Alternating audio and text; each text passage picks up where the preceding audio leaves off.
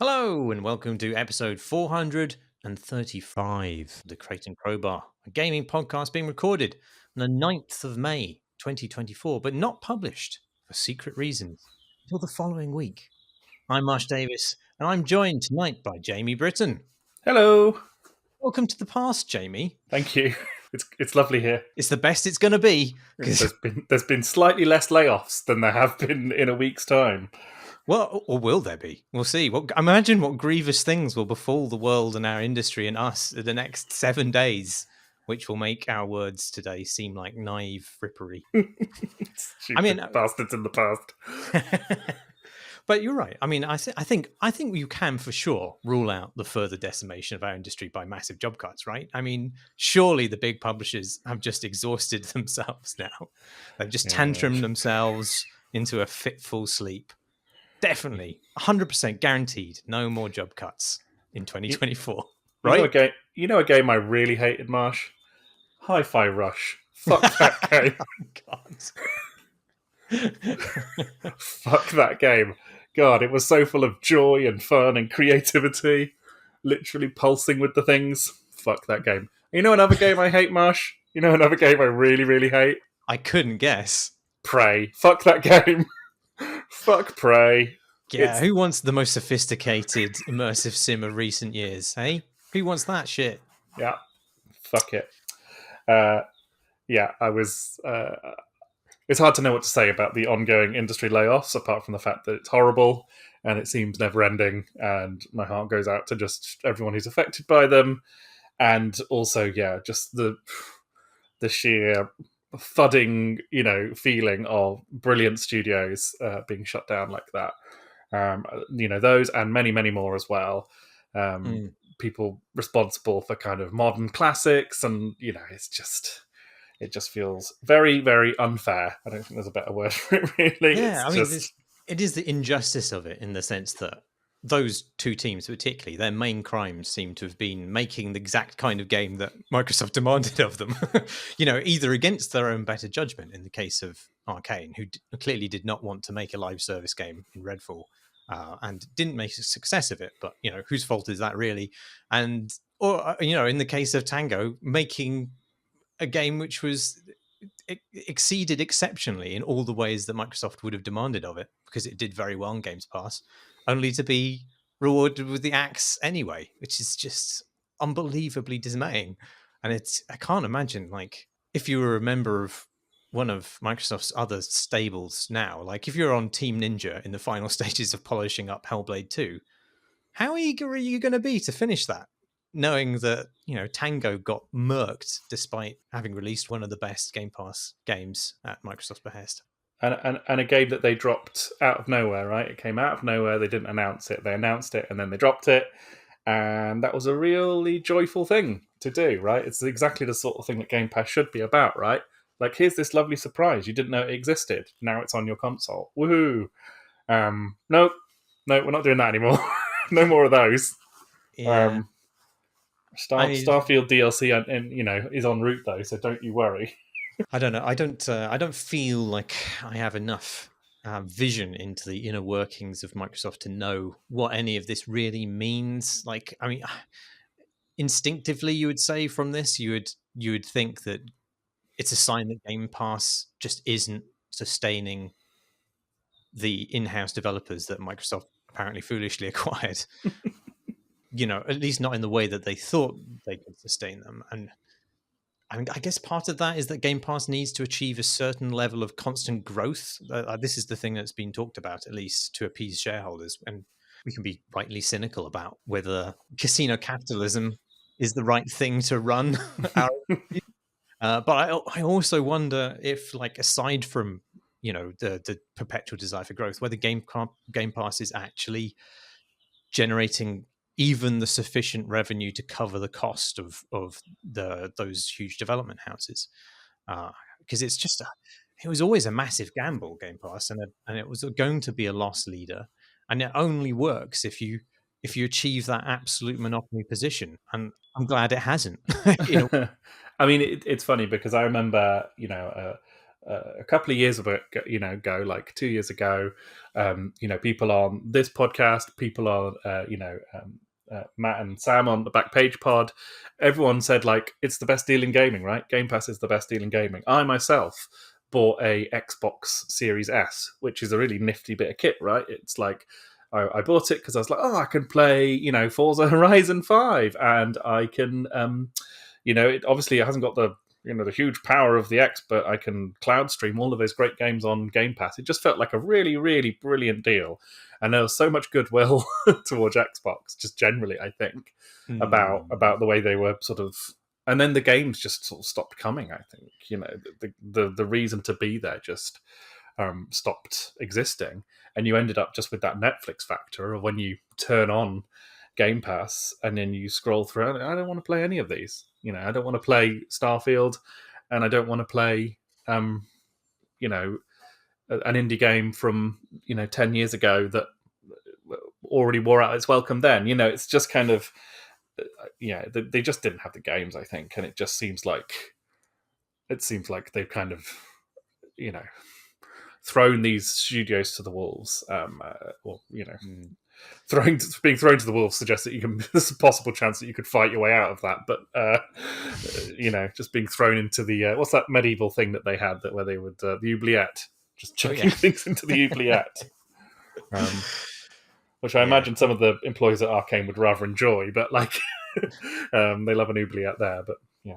Game Oubliette would not have been a better name for Game Pass, I'd say. But actually, just to correct the record, I believe I was always an early cynic about the value of Game Pass, because I felt that even if it was successful, it would have a poor effect on the industry as a whole, because once that monopoly position was, even if it was attainable, once that monopoly position was there, then it was no longer going to be the good deal for gamers or developers that was being put about at the beginning of it. But I wonder, even if you're right that the games haven't manifested. I suspect that's partly due to like a pandemic lull.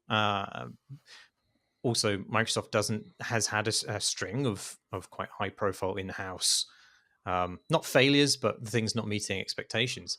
But I wonder if just there isn't, like, the idea of being a Netflix for games just isn't communicable to that medium. Like the real numbers, the real big numbers that you need to support such an endeavor, those gamers are mostly focused on playing one or at most two massive games at the exclusion of all others. The number of gamers who enjoy nibbling at a smorgasbord of game flesh, maybe that's a big number, but it's still maybe not enough to support a Netflix of games. Whereas I think browsing different television shows is a lot kind of, it's a lot more familiar to people. It's a lot lower on the demand of your time. Whereas I think there's just a lot of gamers out there who want to play the game that all their friends are playing, Fortnite or whatever it is, and they aren't interested in like browsing through a selection of games that includes PGA golf or whatever. They're not interested in dabbling in the same way, and maybe that's the limiting factor on its success. But yeah, I mean, and be interested to see if once they finally start getting Activision games on there, whether that'll turn things around a bit. It's funny because I have the subscription I do have is I have the PlayStation Premium Extra or whatever, which is like the highest you can go on that. And like I like having that because you get a couple of heavy hitters. They give you a couple of heavy hitters for free from the kind of Sony catalog. So like they give you Ghost of Tsushima and they give you Miles Morales and they give you the Horizon Zero Dawn. They give you a whole bunch of those things, and then they give you a whole bunch of indie games too, and then occasionally they give you a new game just kind of straight off. So like Animal Well, which came out a week ago / today as we were recording, that just popped up in my library, and that's awesome, right? That's going to be one of the big indie hits of the year. And so like the slightly more chaotic approach there is actually more suited for me, because I don't need an infinite amount of games. I quite like having a kind of slightly wonky library of big hitters and sort of smaller things that kind of come along in a slightly haphazard way. For some reason, that is just more suited to my my way of engaging with these things. Yeah, I mean, I wonder if also Microsoft's needs for Game Pass have just been revealed over time to be orthogonal to their wider business, in that Game Pass requires exclusivity to draw in audiences, and its end goal is exclusivity, as in a monopoly. But then, Microsoft has always made a lot of money supplying cloud computing services to Xbox's competitors. Like Sony uses Azure and pays a lot for it, and so killing off Sony as an end goal for Microsoft is not actually very desirable. And I was reading Nathan Brown's newsletter, Bullet Points. He pointed out that some of the conditions, the antitrust conditions on the Activision Blizzard murder, it was only permitted under assurances of non-platform exclusivity for the games and technologies under development, which is, it feels like Game Pass might have stalled to some extent for inherent Game Pass reasons and a paucity of titles, but it also feels like Microsoft is now in crisis as to whether they really wanted Game Pass at all. It's funny how little they seem to have moved since the early days of Xbox, right? They still feel like they're kind of very much bringing up the rear, or kind of trailing behind, Sony and Nintendo in kind of every aspect, really. It's like they still have so much to prove, and yet they're one of the kind of big three consoles. It's fascinating to see that, like, Sony and Nintendo, their basic attitude over the years seems to, from a certain level of zoom, to have basically stayed exactly the same throughout. And Microsoft seemed to be kind of constantly twisting and turning and kind of, slightly reinventing themselves in order to appeal. And it just seems like they have a kind of identity crisis that they've never managed to really resolve. There's a good bit in the Bloomberg report on this whole farrago where the head of ZeniMax Studios, which is obviously now a subsidiary of Microsoft, says that some of this reorganization is because the central leadership team struggled to manage. I can't remember how many studios it is, 9 studios or something that's under them, and they felt like the central team is spread too thin. And it was just such a bizarre, oh, it's not you, it's me, sort of mea culpa. But then you're like, yeah, but it's not you who's been fired. It's the others. Yeah. Yes, it all feels very unjust. What have you been playing, Jamie? Well, I haven't had much time for games recently, which is really annoying.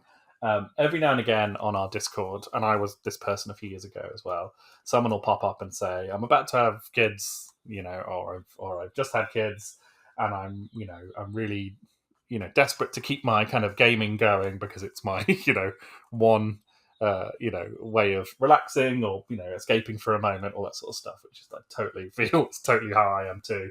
And there's always lots of good advice there about, like, a Switch or a Steam Deck and games which have a short loop and all that sort of stuff. And I'm always very big into those conversations because I think very stressful time still for a lot of people, and games are an excellent way to escape. And if you can't access them, I think mental health can really start to plummet. So at least it does for me. So I've had very little time to play games recently, which sucks. But recently I've managed to try and claw back a little bit more extra time to play a few. And so I've played a couple over the last week or so, and I'm going to go through them because I think it's kind of interesting, actually, that there's so many games clamoring for our attention, and the way that kind of games onboard you, I think, is sort of fascinating, particularly if you're really pressed for time, right? If you've got infinite time, or if you've got a lot of time to play a game, right? You've got you have a kind of amount of psychic space where you can kind of go, okay, I'm just going to kind of relax into this. I'll just play through this tutorial, and then I'll play through this first level, and then I'll put the controller down, and then I'll play something else, and then I'll come back to it. When you've got really limited time, games can be like properly infuriating. So to give you an example, Hades 2 came out the other day into early access. And I thought, I'm going to buy that. I'm going to buy Hades 2 in early access, and I'm going to play it. And so I did. And that game starts just like Hades 1 starts, by like dropping you straight into the action. Really good.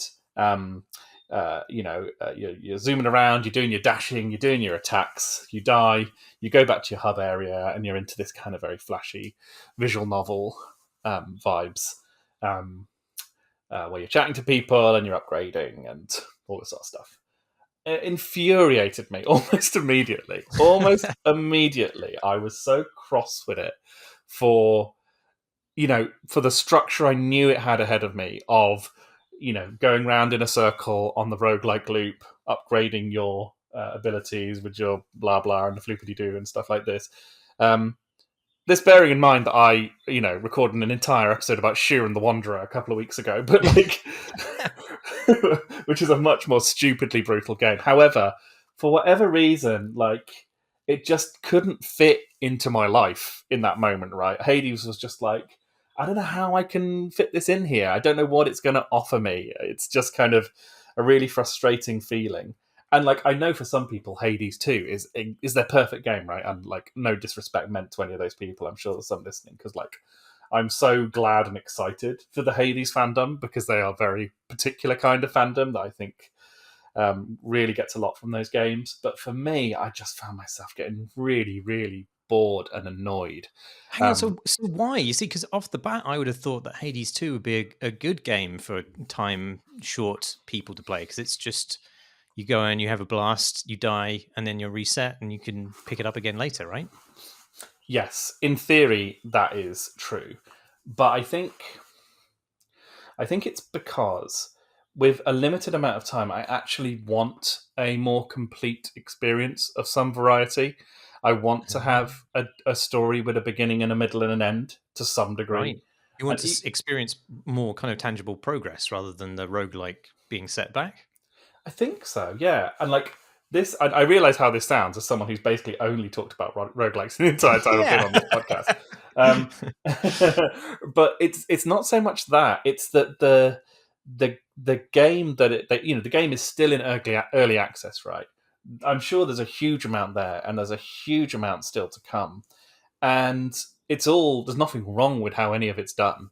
It's just that the commitment that it needs from me is colossal, and not just in the kind of roguelike term, but in the kind of way that story is going to be told, and the amount of time it's going to be done over. I found myself, the thing that was infuriating me was the kind of tidbit nature of the storytelling, how it was being kind of drip fed to me.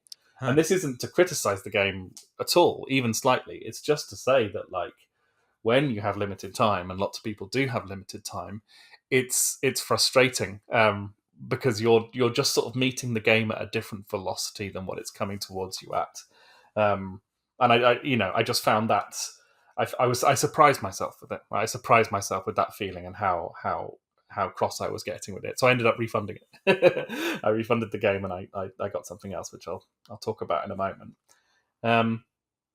So then I played a bit of Destiny 2, which is hilarious, right? So Destiny 2, they've just made everything free on PlayStation. It's free. Most things are free everywhere, I think. And then on PlayStation, if you've got the PlayStation Plus extra thing I mentioned before, it will give you the Lightfall pass as well. I haven't played Destiny for a couple of years, mainly because whenever I try and play it, Bungie then just send in the Millwall supporters to kind of threaten me and break my knees and try and get as much money from me as possible.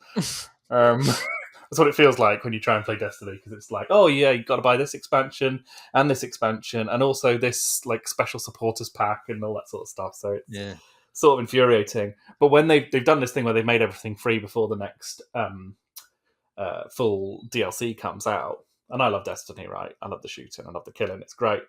But I booted it up, and it's hilarious because I've missed so much, and all of the various expansion packs are just now being kind of injected into my game, that the game is very, very confused with what it wants to show you, which incomprehensible cutscene it wants to show you first. So I booted into one level, it showed me an incomprehensible cutscene with about 50 proper nouns being deployed one after another, describing the current state of the sort of cosmology of that game.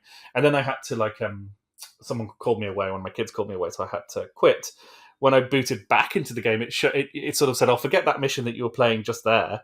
here's another cutscene from a completely different storyline that we need to tell you about to introduce our new like horde mode. And then the next time I booted into it, it also showed me a new cutscene for the current season that they're running. So it's just this insanely chaotic and mad. The story is it's got so wild. I'm sure Chris could explain at least some of it to us, but for me, it is like literally meeting someone who has spent the last 50 years taking acid every single day, and is trying to explain to you how the world works, because it is just completely crazy. However, because it's Destiny, and because the shooting is still just peerless, and also because I haven't had to pay any extra money for it, that was a vaultingly better experience than playing Hades 2. Um, Huh. I only played Destiny for like 25 minutes, but I had an absolute whale of a time with it. It was just so wildly entertaining, and the amount of information that was being shouted at me by various, sonorous voiced types, even though it is all just noise at this point. Um, it's comforting because I know I'm never going to understand it. I'm never going to understand a single word anyone is saying in the Destiny games. And that's a comfort, right? I haven't had to pay for it. If I'd had to have paid for all that, I would be infuriated, because it would have cost, hundreds and hundreds of pounds to be, for someone to basically go through their D&D campaign and planning notes in great detail with me. But as it's free, it's fine. It's kind of, it's happy shooty bang, head explode type stuff going on there. So yeah, Destiny 2 passed the test that Hades 2 failed massively.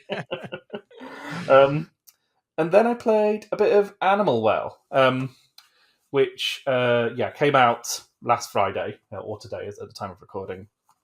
I'm going to stop doing the time travel stuff because it's stupid. But Animal Well, so this is the new kind of Metroidvania, Fez type mystery platformy game, which everyone is super excited and super hype about. I only played it for about 45 minutes today, but it is a game that gives you a very, very quick impression of being massive, and mysterious and full of secrets, right? And often that is one of the best things a game can ever do, right? Is it a game that feels like pulsing with secrets and things to discover and things that you don't understand about the systems. And actually, the first 45 minutes of Animal Well is full of that stuff. It's very, very beautiful. It's got this kind of pixel art mixed with these kind of more modern special effects over the top of it. You play as this little blob moving through this very, very weird world full of these kind of spectral animals, and there's puzzles to solve and new abilities to unlock. And but it's done with such a unique sense of style. Mm. And the platforming feels, really good, and the music, and it's one of those games where like someone's been spending years and years on this, and it is an absolute, um, you know, it's one of those games where this is clearly the person who made it. This is everything they think about everything rendered in this kind of, and that was a spectacular experience, right? So unlike Hades 2, where I was getting infuriated by the kind of little narrative drip drop they were doing on me there, the complete lack of that in Animal Well, the obscurity and the secrets and the lack of words, was felt immensely welcoming and comforting. And I was shocked at the difference between those, the experience of playing those two games as a momentarily, to say, a busy person at the moment, that like, Animal Well is, I don't know how long it is, I don't know how big it is, I don't really know what the game is at all because I've only played it very briefly. But it is a game that has a level of reassurance to the kind of firmaments of its design, which I think is so such a wonderful thing to see. We both love Cocoon, and I think it gives Mm. similar kind of. It's much more fuzzy and weird and less well kind of. Cocoon is this kind of masterpiece of gentle coaxing you along the right route, whereas Animal Well feels much more like a kind of true Metroidvania where it sort of wants you to push at the edges, quite literally. But yeah, it just has that sense of kind of comfort and ease where I was just like, oh, well, I will find the time to play this game. I will just find the time to make my way through this one. Because it clearly is so well put together without any kind of vagaries around the edges there. So yeah, I'm super excited about Animal Well, and I hopefully will come back and talk Yes, about it a it's bit later. definitely what I'm playing this weekend, I would say. It's It looks a very Marsh game. I think I can't imagine you not completely vibing with it. Yeah, well, it reminds me a lot of. I've talked about them on the podcast before. The Metroidvania pixel art games by Nicholas Nygren, otherwise known as Niflas, who made the Knit series and Within a Deep Forest. And Within a Deep Forest is very similar in that stylistically it has a very similar, even more reduced palette and fidelity than Animal Well, but you are also basically just a ball in that game as you are in Animal Well, and you wouldn't think that they would make that characterful, but through the drawing of the environment and the music and everything else, they really do, and it seems like that's going to be true here as well. Looks extraordinary. yeah. There was one puzzle early on which involved. This is like nothing spoiler. I wouldn't worry too much about this, but there was a puzzle which had a sort of squirty thing that was sort of squirting out beams of light, and you had to sort of rearrange a couple of panels to make them bounce into a sort of glass to open up the next door. Um, and the way that they were bouncing and the sound that it was making was a clear reference to the game Electroplankton. I don't know Oh wow, if you ever played Electroplankton, yeah, yeah. um, which was a little magical game, and it was just like, oh, he's put that in. He's put Electroplankton in this game. I don't know if it'll come back again, or I don't know if it's just that one puzzle.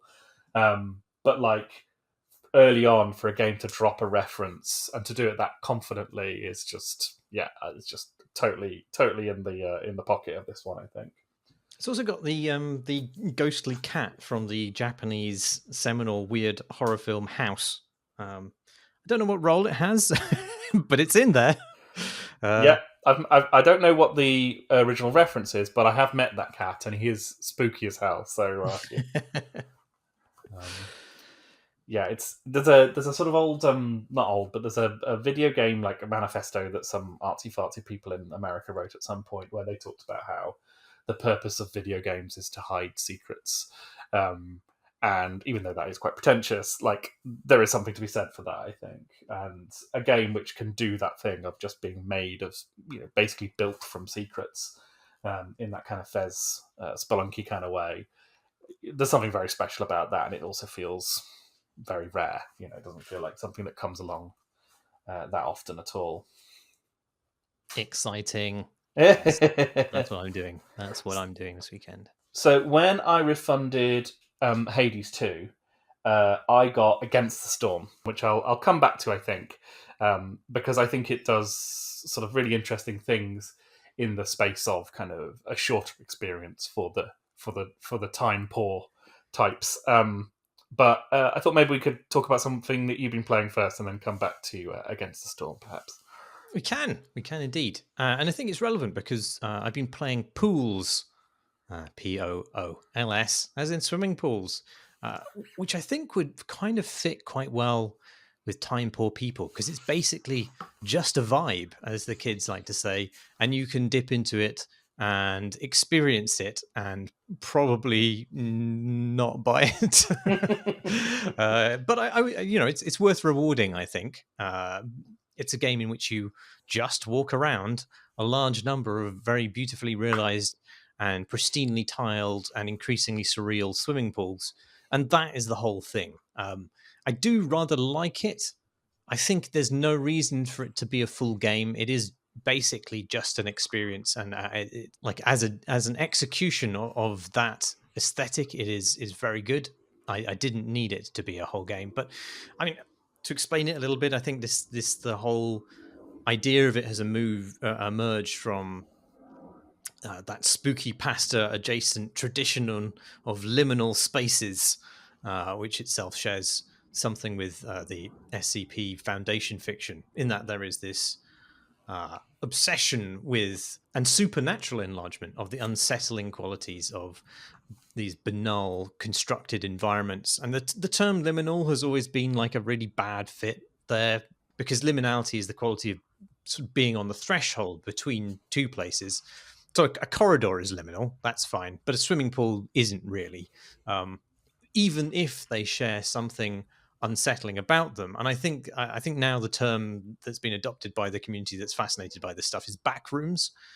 Um, and it describes these places which feel somehow hidden or unintended to be the subject of human focus or occupation, and they're described in this sort of bland, perhaps cheap architectural style that feels misapplied or mindless, and in so being becomes uncanny.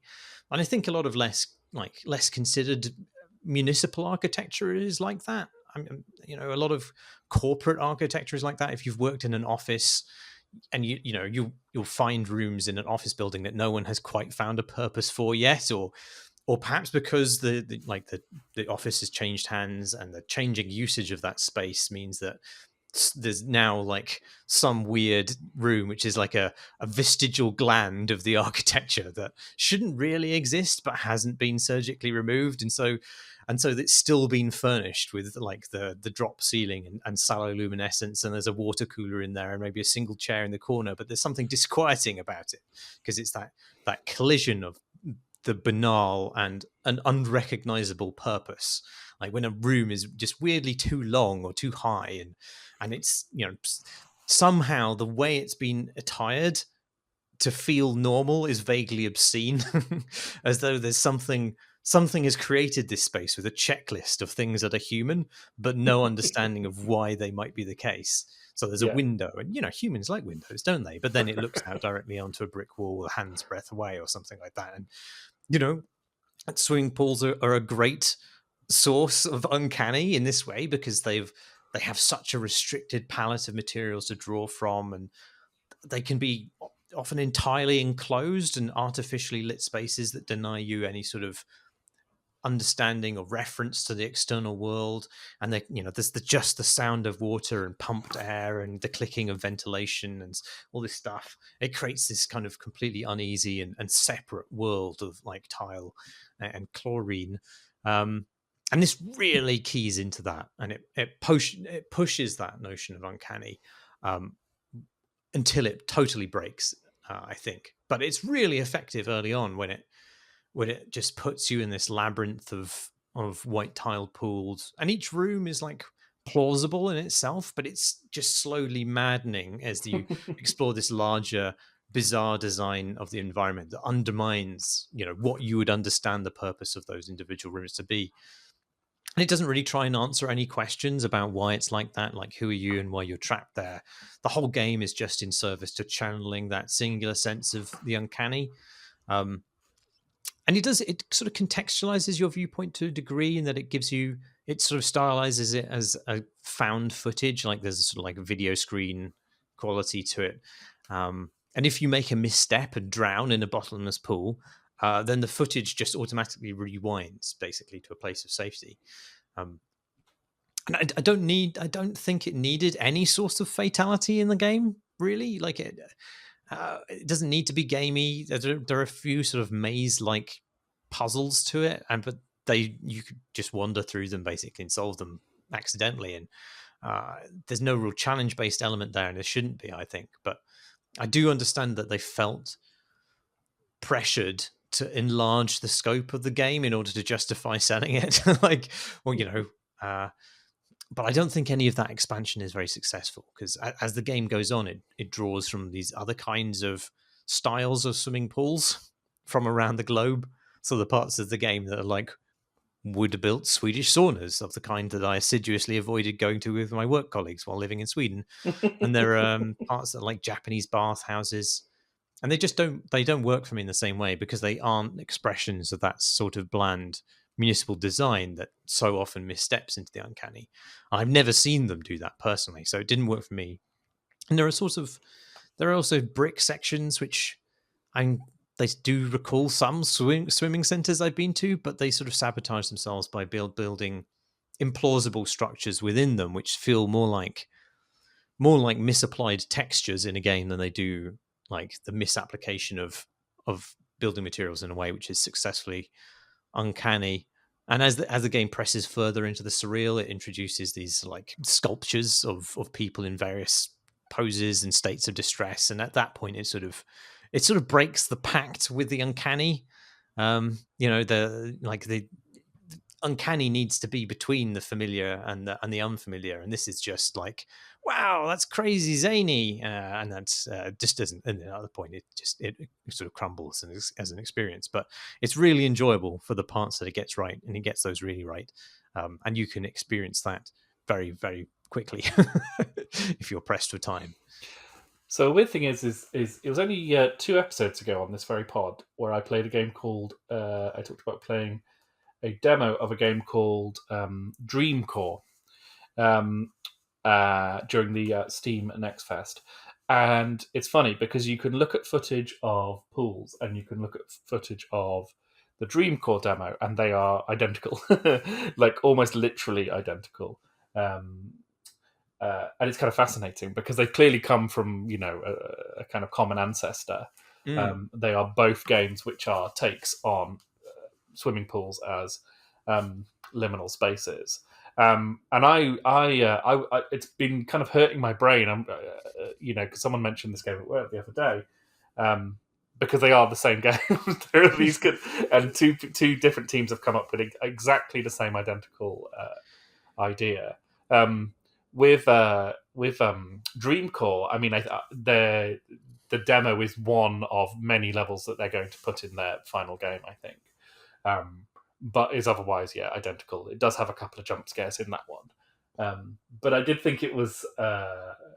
the thing it made me think, right, is that those sort of liminal space type things, I've had lots of dreams and nightmares in my life about those places, like finding a kind of extra, door in your house that leads you into a series of, rooms like the ones that you described. That's often been a kind of somewhere where I've gone in my dreams for whatever reason. And I think it kind of confirms the sort of power that these places have, right? That there is something undeniable about the effect that they have on us. Everyone who's ever been in their childhood school when everyone else has gone home or whatever, it's always that kind of vibe.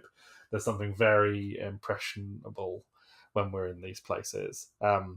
But liminal is completely the wrong word, right? It's completely the wrong word. Like, people talk about the Shakespeare's globe, the original Shakespeare's globe in Elizabethan times being a liminal space because it was just over the river, right? So you'd go just over the river to the lawless South London, where the laws were a little bit less strict, and watch some theatre where men dressed up as ladies and people stabbed each other. So it's not really the same concept at all. However, I think it's I mean, that's literally criticism, which is all bollocks. But it is interesting. I think that these spaces kind of have come up in two separate games, which have basically done the exact same trick with those spaces. It's just it seems to speak to a kind of collective unconscious fear of those things. Well, assuming they emerge from the same community, like there is also I think it's a Quake 1 mapping jam going on at the moment to create exactly these spaces, and somebody I follow on Blue Sky is busily making swimming pool textures for it. Maybe one day all games will just be swimming pools. It'll just slowly take over. One thing I enjoyed about I mentioned this on that podcast, but one of the things I enjoyed about Dreamcore was the way it forced my brain to try and interpret archaeology that didn't really make sense.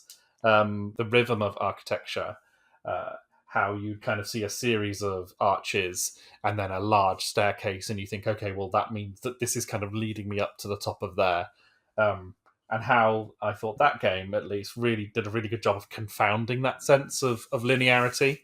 That you become very accustomed to a certain flow in buildings and in spaces like that, and when that is undercut in some way, it can be very, very disorientating and freaky, just purely because of how you've been trained as a human being to navigate these spaces. Yeah.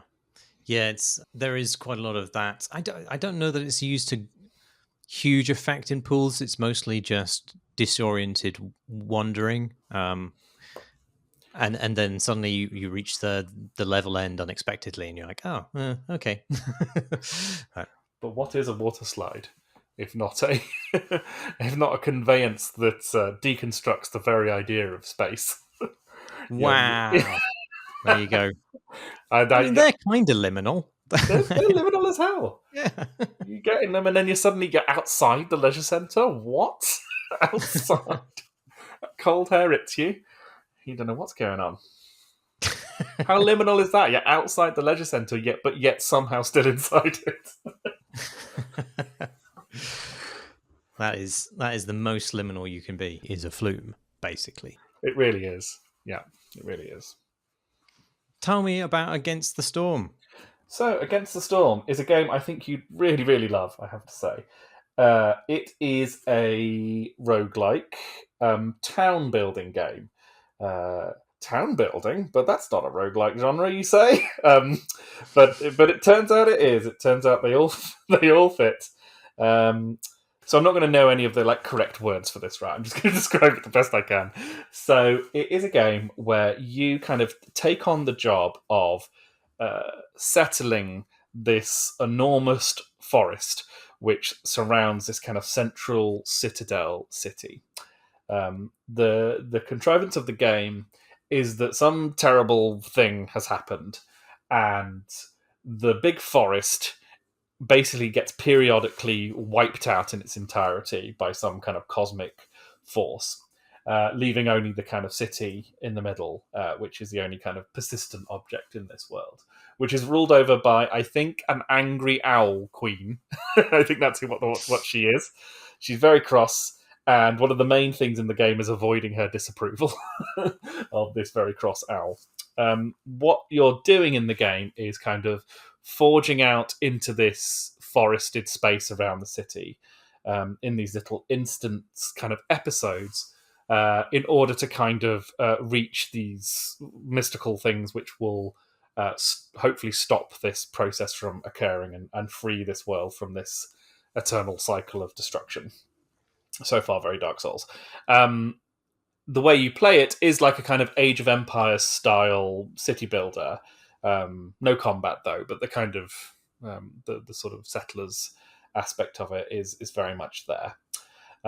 So yeah, in every mission you select a kind of point on a world map, which hopefully pushes you towards one of these eventual points, which are quite far away, that you want to kind of reach and sort of get rid of the magic spell. And then your kind of job over the next hour of play is to build a little village, populate it with people. There are 3 kinds of people in the game. There are people, there are beavers, and there are lizards. And they all come with different... yeah, it's just like real life. Yeah? And they all come with their own set of sort of skills and weaknesses and things that they require. When you first load into the mission, you've got your kind of central little hub space, and then you're going to be cutting down the forest around you to kind of get your first resource up and running, and also find your way into glades. So you kind of cut through the trees into these glades, and they kind of, the fog of war sort of reveals special things that are in there. So like there's kind of cosmic baddie stuff where you have to sort of sacrifice a product to a deity in return for something, and various things like that. And then you have your fairly standard set of build somewhere that makes food, build somewhere that makes clothes, make sure everyone has enough houses, all pretty standard city builder stuff. The stroke of genius with it is that your task is to, in that kind of mission, is to please that disapproving owl queen beast who demands your respect. So that will basically mean that you get given a set of tasks over the course of that hour-ish of time that you need to complete. So like, make sure all your people have coats. You'll accept that mission, and then you'll try and make sure all of your peds have coats, and then you'll click the button that says, hey, everyone's got coats now. You can stop glaring at me, angry owl queen, and your little approval meter will go up. If your disapproval meter goes up, i.e., if you don't do the stuff the queen says, if that reaches the top, you fail and go back to the citadel in order to cash in a couple of resources and try again. If you succeed in kind of filling up the approval meter, you succeed, and you go back to Citadel with a lot more resources to kind of improve your sort of base stats, I'd say. In terms of, I'm not a person who's played many city builders games. I tend to get overwhelmed with anything too strategic. But Against the Storm is bloody brilliant. God, it's so well done. It's so well put together. It's a kind of masterclass in having so much to it and so much to do and so much potential in that early game. Even I've just played around with it for a couple of hours. That it just invites you in. It's funny having played all of these games with varying levels of irritation about how they invite you in, but Against the Storm, it gives you a palette which is small enough for you to grasp with both hands and start playing and start succeeding, but mysterious enough to make you think, "Oh my god, there's clearly so much going on here. There's so many ways in which this is going to be able to play out. I can see myself playing this for hundreds of hours." I probably won't do that. But the game itself is so compulsive because it gives you these discrete little tasks to complete, rather than like the usual task of these games, which is like conquer the continent or Right. defeat Yeah. the Incas, or claim half of the world's surface as your own, Alexander the Great. All that sort of stuff is far too overwhelming and requires a level of concentration and time that I'm just not capable of. Whereas Against the Storm does just such a great job of building a world that seems vast and full of possibility and mystery, and then making your little roguelike incursions where you're basically selling biscuits and making planks and capturing bees or whatever feel like an act of true an act of will upon the world, and that just feels really really remarkable. uh, I look back and this game got kind of 90s and things like that when it was released, and you can see why, because it's clearly been tuned to such a kind of minute degree to make sure everything kind of feels of a piece with the larger. It has I just reached a point in it where there's like, I've got a little house I can go to now when I'm back in the Citadel, and there's a woman who turns up. I don't know who she is. She might be my aunt or something. I don't know who she is, but you can engage in conversation with her, and the conversation can be things like you can basically ask her questions, being like, this is all really overwhelming. There's so much going on. Where do I start? And she'll give you a bit of advice about the game. You can say, all of my villagers keep dying. What am I doing wrong? And she'll give you a little bit of advice on it. It's all kind of laid out there. The kind of complexities and worries and anxieties of a gamer embarking on a big old roguelike, incremental journey are just given voice and given answers in a kind of 1990s Sierra adventure game like dialogue system, which just again, it just feels like proper genius in a game that is full of disapproving owls and beavers. That you've just got a woman you can ask questions to and she'll give you really straight answers. So yeah, I can't wait to play more of that one and maybe report back on how it articulates past the kind of very early game. But so far it's just immensely satisfying, and it's one of those things where it feels like, oh, finally someone made a city building game for me, for me, comma, a moron. It's not one of those games where I feel undermined and insulted by it.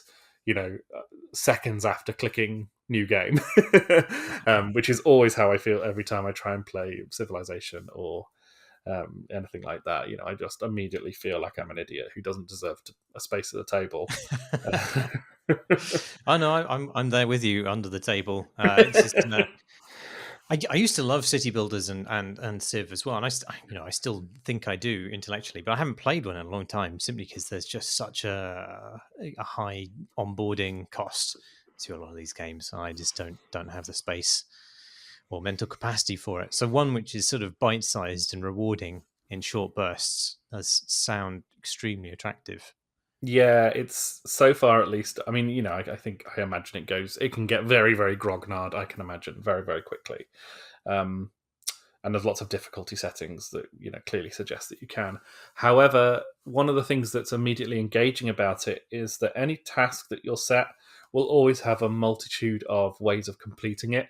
So, games like this I've played before are often frustrating because there is only one way to kind of get a certain resource or fight a certain enemy or something like that. Whereas with this game, and it's very handy with its kind of micromanagement of kind of tooltips, and if I build this certain kind of farm, this is the kind of product that will produce, and that product will then be used in X or Y or whatever. Hmm. But there's always a bunch of those. There's always a bunch of different ways through that, and also in those tasks that angry cross owl gives you, you get a choice between two as well. So you can sort of you're less restricted in your kind of build. You can be a bit more uh, instinctive with how you want to build up your town because you're going to have a certain amount of choice of what your goals are, rather than just like succeed as a civilization. My town isn't set up to make bread, so when the option comes between like baking a bunch of bread or making a bunch of beef jerky, I know which one I'm going to pick. And that like kind of level of choice gives me, it just feels more friendly. There's a bunch of other kind of mechanics that go on as well, which are things like the forest. The forest gets angry with you as you play. The more trees you cut down, the more the forest kind of gets cross with you, and that brings in these storms, which have this kind of slight day-night cycle, which I've only kind of dabbled with, but obviously has a lot, of stuff going on in there under the surface. I can feel it deepening as I go, and more stuff kind of presenting itself to me, but it all feels kind of exciting and intriguing and kind of magical. It's got a kind of Brian Jakes. I don't know if I'm pronouncing that right, but Oh yeah. it's got that kind of a kind of Redwall vibe to it in a funny kind of way. That kind of whimsical, but also kind of a little bit foresty, which is really cool. So yeah, against the storm, I think I can't wait to play a bit more of that one, Hmm. and I do think you'll love it probably. We'll see. Yeah. Yeah. I mean, having just complained that I don't have time for these sort of things. I have the other game I've been playing is one which has demanded quite a lot of my time. I've put a lot of time into it willingly, so I'm a complete hypocrite. But I guess it's about the onboarding of these things, whereas uh, games with a lot of systemic complexity, like city building games, require sort of such a large and intimidating onboarding, whereas uh, like an isometric RPG, I know where I am with that, at least to some degree. Yeah, it doesn't matter kind of where you are in your life or where you are in time. Like when you sit down to play Civilization, you are like properly like sitting down at a big PC rig and firing it up and kind of setting your mini speakers up just right so they can hear the tinny mini music. It's not really a genre that affords itself to the 2024 requirements that we can play things on a Steam Deck or on a phone or something like that. Mm. I know you technically can do that with Civ, but like it does feel very kind of clunky and Steam powered compared to a lot more a lot of the other entertainments we have on offer. Can I tell you about the Thaumaturge or Please do. Thaumaturge? Please do. It's great. It's great, Jamie. It might be one of my favorite 7 out of 10 games of the year. Oh, excellent. I know. I really, really am. I'm enjoying it. It is very rough in a lot of ways, but it's just one of the most characterful role playing games I've played in recent years. It's got this really deep and entertaining and brilliantly flawed protagonist. It's this in this rich and well informed alternate historical setting of 1900s Warsaw, and it's got some and I use that word in the very strictly quantified sense, some excellent writing, and it has a really neat take on the supernatural as well. So it's but to foreground its flaws up front, I would say it really hits the limits of its budget when it comes to cutscenes that promise more drama than the game delivers. And there are sporadic but fairly significant translation issues from what I assume is the original Polish. Um, and some of the branches of the storyline have clearly been trimmed back, and so it ends up railroading you into stuff that doesn't really make sense for the choices you've made so far. And on top of that, what starts out as a really sprightly and energetic combat system ends up plateauing in a really disappointing way in the middle game due to the way you unlock and apply abilities. But all of those problems are non-trivial, and they would absolutely sink any other game. But the sheer depth of character this game has, and the sophistication with which it constructs this story, on top of history and the setting of Warsaw, is just so beguiling. That I really didn't care about the the many conversations that make literally no sense, or that I'm bored of the combat. I didn't care about those things in the end because it just buoys you through on the substance of its world. And you play as Victor Scholski, who is this posh boy from Warsaw who's spent years in exile, partly because of a terrible relationship with his father, which is extremely well explored in a sensitive and interesting way, and partly because you are pursuing your ambition to become a mighty Thaumaturge, which at the point that you join the story has gone horribly wrong for you, leaving your character near demented and broken. And thaumaturges in this world are magicians whose power comes, at least in part, from their ability to capture and tame salutors, or demons, as other people in the world describe them. These salutors are drawn from folklore, but they are inhuman, spectral creatures that take on many different shapes and forms that are different to who is perceiving them.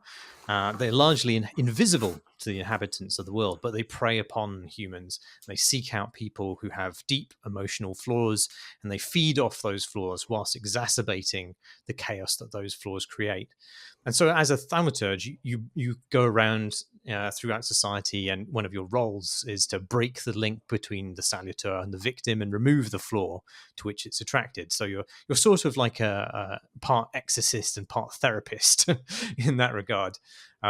But thaumaturges can also take the flaws for themselves, and in so doing, they harness that salutor to do their bidding, sort of like demonic Pokemon, basically. And they can help you manipulate other people by seeding thoughts in their heads which are relevant to the kinds of flaws that they find delicious, and they can also aid you in battle, much like in Pokemon. They sort of form this rotating cast of sidekicks that you can tag in and out depending on what kind of horrible thing you want to do to your opponents at any one time. And at this point in the game, I've not quite finished it. I have 5 salutors. There's a skeleton in a hat who feeds off my vanity. That's the character's main flaw. That's the flaw that first attracted the salutor to him, and how he discovered that he was a thaumaturge.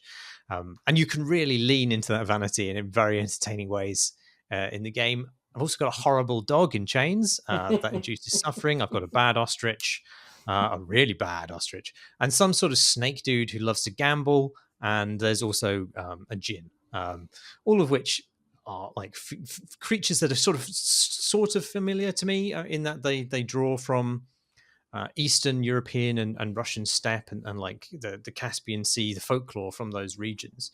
And I could have collected more, but for narrative reasons, I have forsworn them, which is kind of a shame, because it's through acquiring salutors that you unlock the variety of the combat system, which is sort of misfiring for me anyway at this point. But an injection of that variety would be so welcome, and it's frustrating that it's been pitted against achieving narrative objectives. It makes sense that those narrative objectives would be pitted against something as significant to you as a player that it's hard for you to deny yourself that stuff as a player. That makes those narrative choices more significant and powerful, but it also means that I've ended up having less fun, which is an odd trade to make. But in any case, all of these creatures are just brilliantly drawn. They're deeply horrible things with just an alien intent, and they're great fun when they're at your beck and call as this dapper Polish wizard. Capturing them is quite tricky within the fiction. Much of the game is about unpicking crimes or chaos within like a social situation. Then you identify the person with the flaw that the salutor is attached to. And you do this by wandering around the environment isometrically and talking to people and discovering things, but also by reading objects in the environment. Because as a thaumaturge, you are able to see the impressions of emotions that have been left on objects.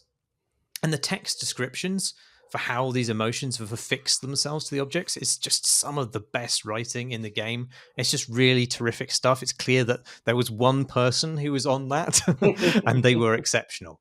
And then when you've sort of built up enough psychic trace evidence, or like you've discovered things through conversation, you could draw conclusions about which person is the owner of the flaw, and then you work on them emotionally, essentially by bullying them to bring the flaw out, and then you engage in like a psychic battle with the salutor, or rather it's spectral minions, which for budgetary reasons look like regular people but with a different texture.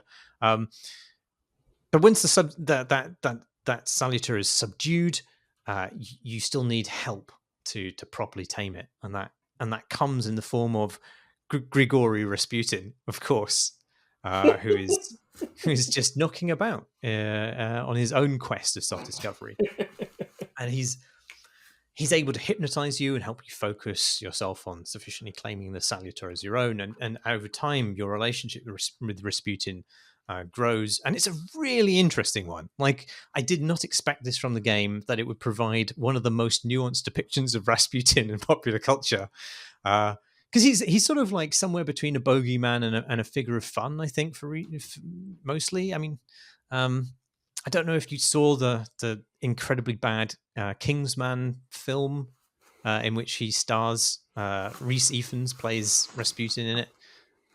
He's great in it. He eats a Bakewell tart in a horrible way. But the point is, he's a comic, bizarre figure. I mean, and understandably so. You forget, Marsh, my last act as a television writer was to work on the TV show called The Royal Mob, which was partially about your man, Really? Rasputin. Yeah. Yeah. So I know all about that cheeky chappy and his orgies. Well, exactly. Yeah. I mean, he's a bizarre figure in history, right? I mean, obviously, this self-proclaimed healer and a wild-looking dude who loved to fuck. He absolutely did.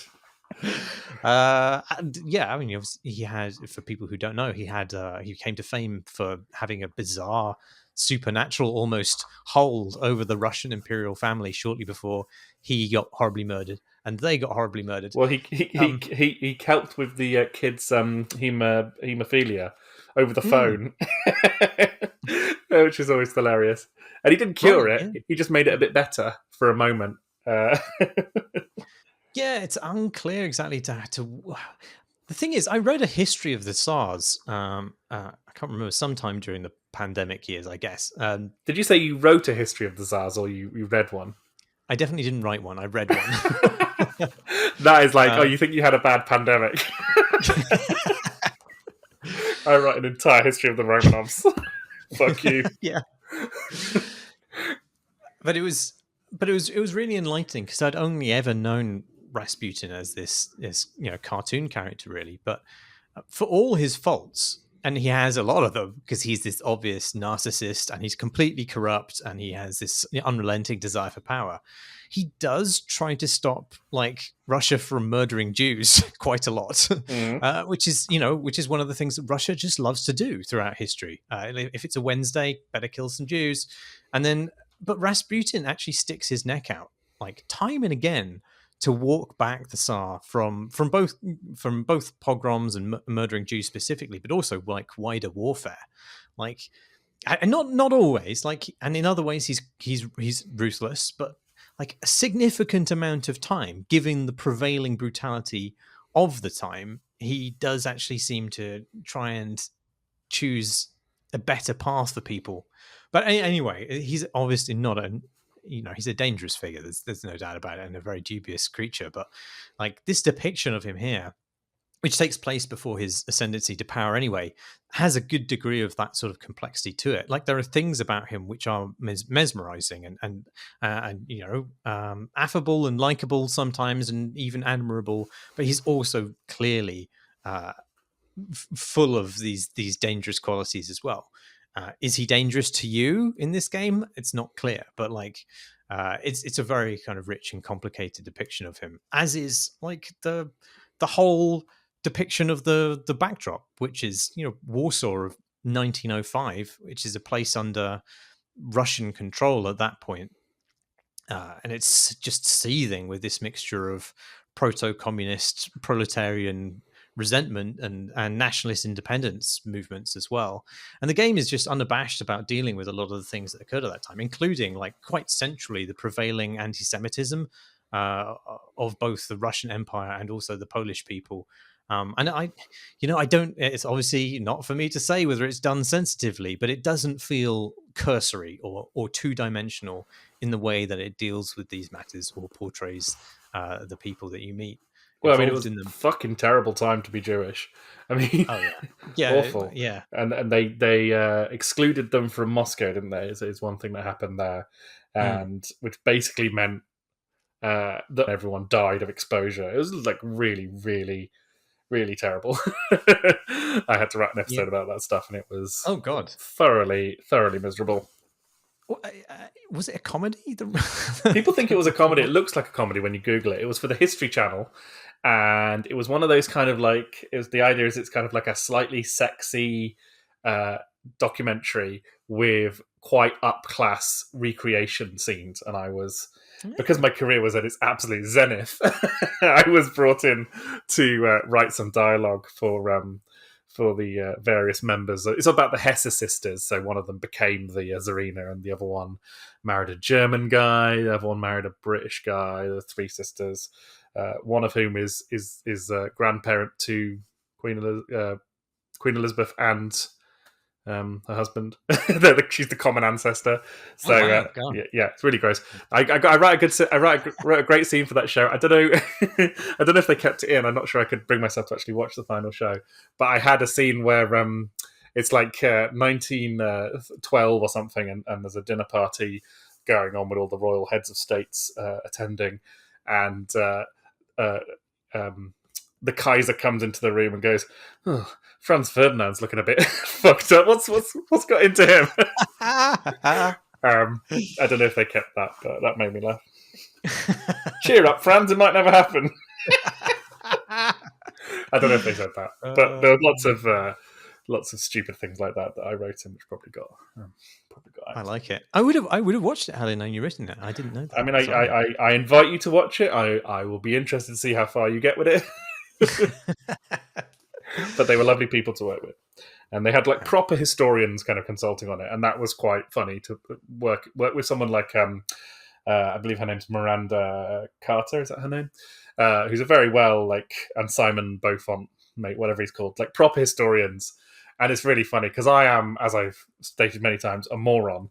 And whenever my work meets an actual expert in whatever it is I'm writing about, it's a real eye-opening moment to have an actual historian read through your work and say, this wouldn't happen. They wouldn't have said this. Why is this person doing this?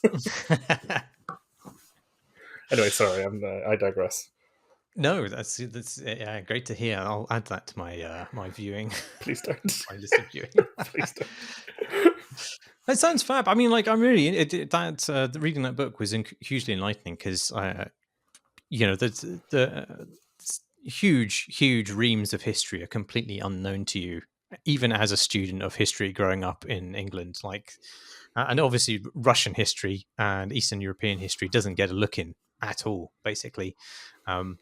so reading about the Rome novels was hugely enlightening, and it is fascinating. Yeah, like big And personalities there. disgustingly Everyone brutal. was furious with their fathers constantly, and like Yep, they were shooting. always, shagging dwarves and giants and Yeah, other and knouting people, which meant like I think is that breaking all their limbs or something like that with a baton. Anyway, yeah, and yeah, like you flip through it and it's just like, uh, and every week it seems to be some minority is getting rounded up in their tens of thousands and killed. And it's just absolutely jaw-dropping the amount of slaughter that occurs in the Russian Empire routinely throughout the years. Anyway, there's a story that when they tried to machine gun the Tsarina to death, they had to get her to strip all the jewels off her body first because the bullets weren't getting through. I don't know if that's oof. actually true or not, but Mm, yes, grim times. one Anyway, one of those sisters, they after the revolution, they chucked her down a well with a grenade.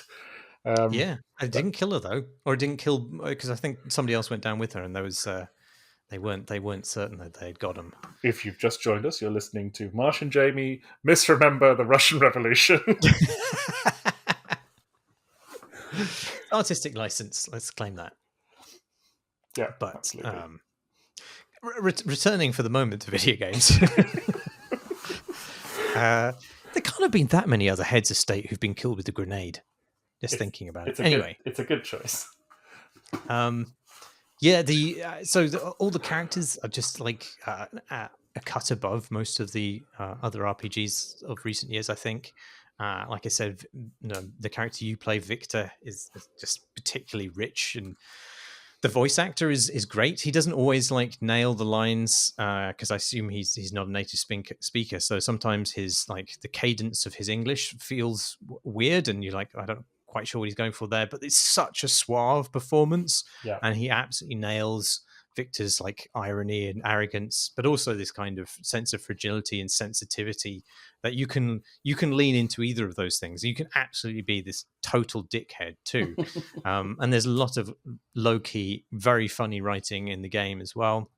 It doesn't always get the delivery or translation it deserves, but when it's firing, it's firing on all cylinders. And the combat is it's almost brilliant. It's almost brilliant, Jamie. It just it's set up so you sort of break out into sort of turn-based JRPG-ish style battles where you have your crew on one side and the enemy on the other, and then you sort of queue up attacks in this sort of timeline.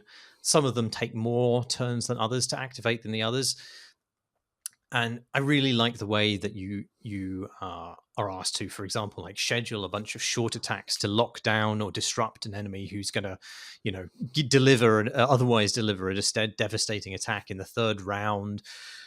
But then you also have your salutor to cast a certain thing at a certain time, so that when this knife guy stabs you, you don't get the bleeding status. And then there's another guy who's invulnerable to status effects until you attack him with another salutor. And just fitting all of these different things that you have to manage into the timeline feels like juggling in this really kind of satisfying, exciting way. And the combos you can build up are really interesting.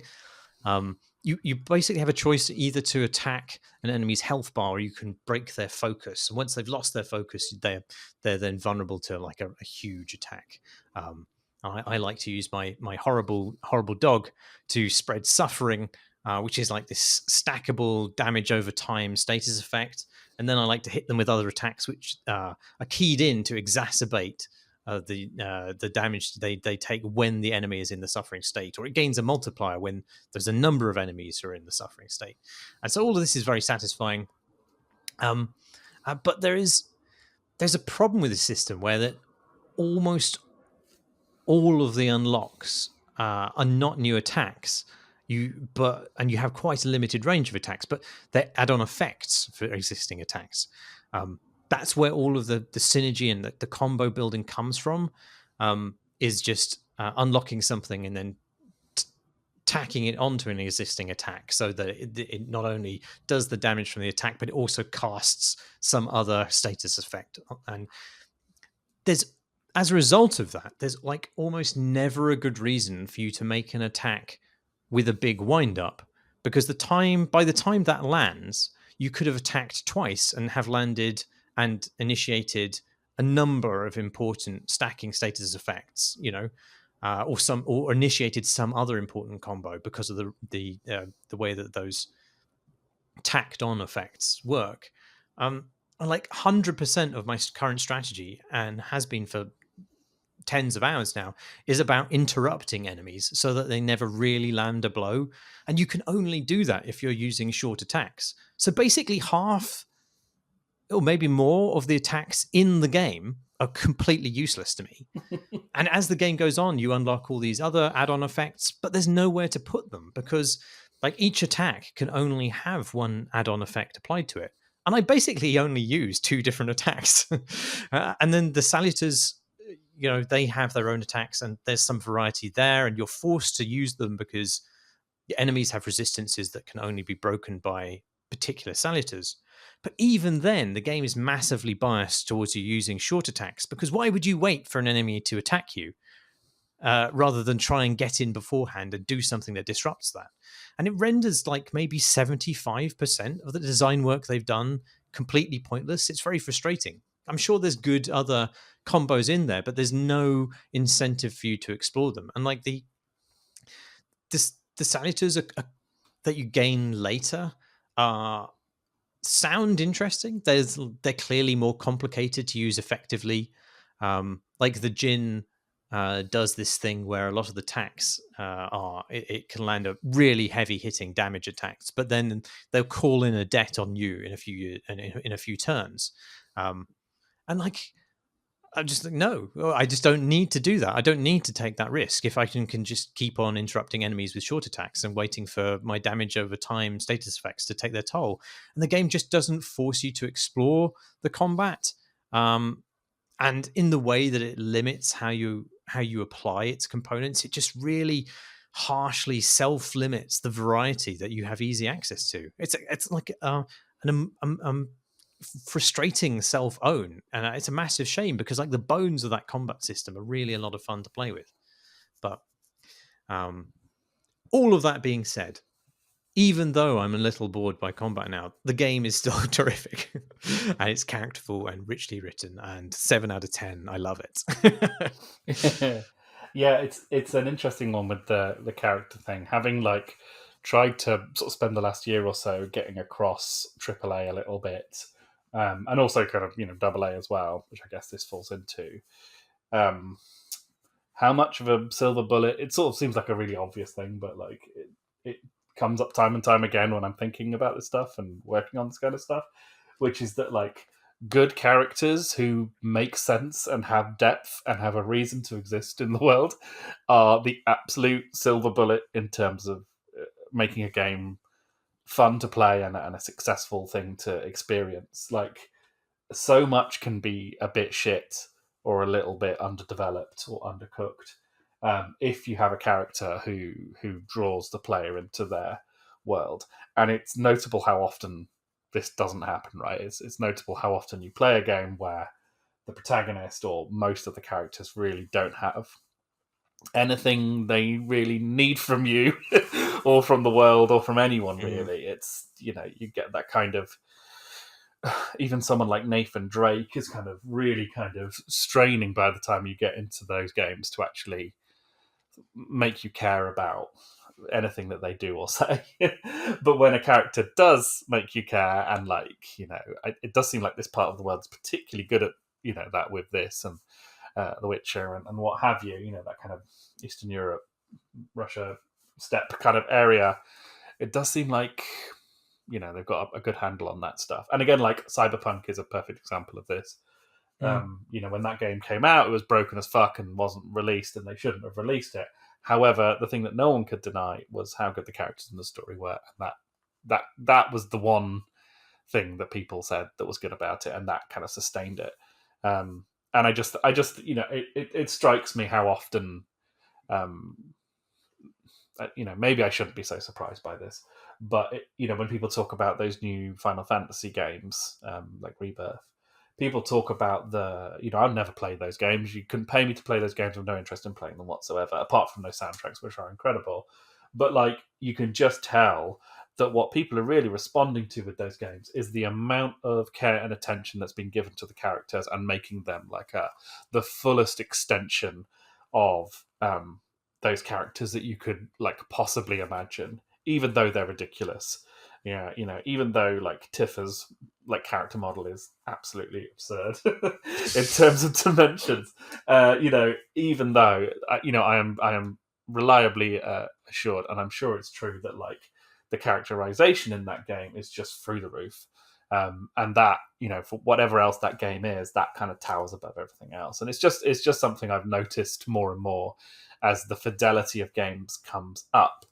That character, which is something that's been accessible from the very start in video games, is the thing that you need to get right, regardless of the kind of the technology and the gameplay and everything else that sort of floats around it. Yeah, there's also specificity too. I think for a long time, like it was hard to convince higher up creatives, or much less the executives, that you should you should think about setting a game in 1905 Warsaw. Like, people would hear that within their kind of the creative leadership and go like, no, I don't think so, because it sounds like it would be too intimidating, or it would push people away who weren't immediately familiar with that place. But I don't think that's true at all. I think that kind of specificity and that kind of immediate depth are really engaging and exciting in a way that your blander, more generic worlds, which are the go-to of creative laziness, just simply do not manage. Yeah, people want to be kind of, forced to go on holiday with crazy people. That's kind of what you want from a game, right? You want someone to be your kind of your guide into a place that isn't like the place you call home. And something like Disco Elysium comes to mind, or Baldur's Gate is another example where you're in a spectacular, and Disco Elysium is a spectacular world in its own way, even if it's sort of spectacular in how mundane it is. But the key thing isn't the world; it's that the people you travel with, have a contradiction at their heart. They have a shard of glass in their heart that they need to get out, and it's not about being a kind of continuous flow state with the world. It's about rubbing up against it in difficult ways. I think players are just super up for that. Often people point to the Last of Us Part 2 as being a real like bastion of narrative quality, and like, I'm not sure I agree with that, but what I do think is that game is about violence and trauma and revenge. It's not about how we slip easily through life. It's about how life fucks us over and over again. And people are drawn to that, and that is a kind of a mutable aspect of these things that I just think is, for some reason, still kind of undersold to us as consumers and as players of games. Yeah. Well, I think it's fair to challenge people as well. I think that people respond well to being challenged, and it seems to be a prevailing wisdom that that's not the case, or there was the prevailing wisdom that that's not the case. I think that's changing, but yeah, it'd be interesting to see what. Just as a sort of close out this discussion, I think I was looking at some footage of Ken Levine's next game, Judas, which is a very Ken Levine-y game where you're doing Bioshock stuff. And it has this emergent narrative system, which is, by all accounts, the kind of game version of the narrative Legos thing he talked about before disappearing for a decade and a half. And it'll be interesting to see that, like, someone like that, who has been so central, I think, to kind of how game players think of themselves as protagonists in video games, like how that is going to succeed or fail in terms of how we because there'll be I think there's like 3 antagonists in that game who you can basically side with, who basically represent we should merge with the machines, or we should fight the machines, or we should shag the machines. I don't know what the delineations are, but like, it will be, I'm just very interested to see if that because he's sort of parroting it as like the next stage on in the kind of the protagonist wars of the video game era, and it'd be interesting to see if that is the case when it comes out. Shall we call the podcast there, Jamie? Let's call it. Let's call it. You can watch all of these recordings as videos on YouTube, where you can find other nonsense by us. The address of that is youtube.com/crateandcrowbar. Thanks as always to our backers on Patreon. You can back us too at patreon.com/crateandcrowbar, or you can join our lovely Discord community, the link for which is on our website, crateandcrowbar.com. That's it. I've been Marsh Davies. I've been Jamie Britton. Farewell. Fare thee well.